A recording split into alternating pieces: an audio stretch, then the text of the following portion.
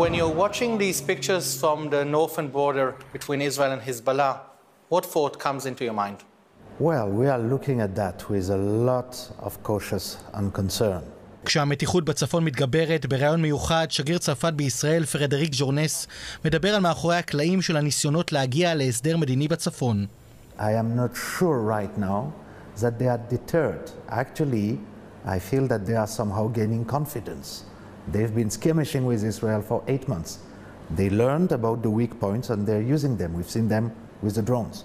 So yes, we are highly concerned, but fully committed to work on a solution. השגריר מדבר גם על המצב שבו נמצא המשא ומתן בין ישראל לחיזבאללה. Are there negotiations even continuing these days between the two countries? There is no, properly speaking, negotiation taking place, and Hezbollah is not yet available for that. Both sides kind of agree on what would be the core parameters, but we are not what we call in diplomacy drafting. We are not line by line changing words, defining things. What would be a verifying mechanism? How far does the withdrawal go? The big problem is, how do you start the negotiation? And here, it begins to be complicated, because Israel is saying, we want to dissociate it from what's happening in Gaza. And Hezbollah says, no way. ויש לו גם מסר לממשלת ישראל, רגע אולי לפני מלחמה בצפון. It's important to think twice. As Churchill says, there is no such thing as a smooth war.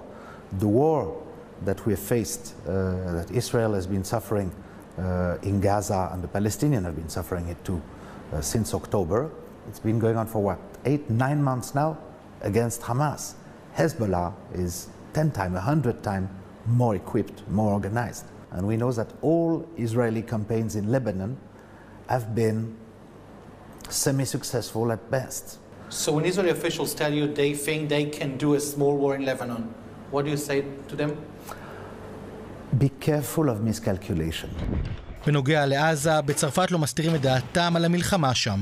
Do you think Hamas' negative answer gives Israel the legitimacy to continue and operate in full-scale military operations in Gaza?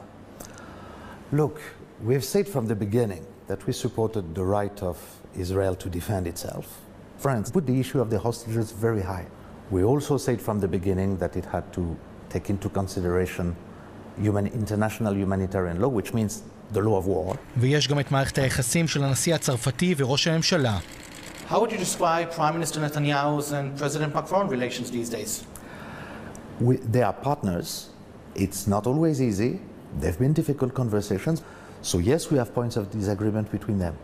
But what is important to me is that they see each other as relevant to bringing some solutions. Is it true to say that France, President Macron, were offended by the interview that Prime Minister gave to French television a few weeks ago? In France, it's true that it's less usual to have a foreign leader intervening on the media just before an election. There was one sentence, which was alluding to our own difficulties when we were in Mali. So I would say to my compatriots, it's more of a surprise. Your country also decided to cancel Israeli participation in one of the biggest defense shows around the world. Yes, it took place, you remember, just after the accident, the strike which made very high casualties among tens of refugees in Gaza with horrible image. We couldn't stay without doing nothing. So we said to them at that moment, the conditions are not met right now to be exposing you. But it doesn't mean we want to sever business and intellectual and scientific cooperation with Israel. Not at all. We want to stay in business. לסיכום, לשגריר חשוב לומר לישראל, בכל הנושאים שעל הפרק אנחנו איתכם, אבל כדאי לחשוב היטב על ההשלכות לפני כל צעד שעושים.